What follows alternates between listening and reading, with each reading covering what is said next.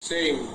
At this early, sabihin ko na, lumayo na kayo ngayon na. Kung may mga droga ka, maghanap ka na ng ibang lugar.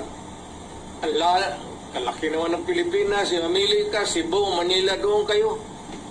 Huwag kayo sa Davao kasi kung ako ang mamayor, mamamatay talaga kayo. Yun ang sinabi ko noong mayor ako. Hindi sila naniniwala. Ay sabi, extrajudicial killing. Putangin na wag na natin pag-usapan yung sinabi ko sa inyo, huwag gawin kawain dito. Ayaw ko ng droga, ayaw ko ng kidnapping. Hayaan mo ang Davao na mag-bloom sa sarili niya.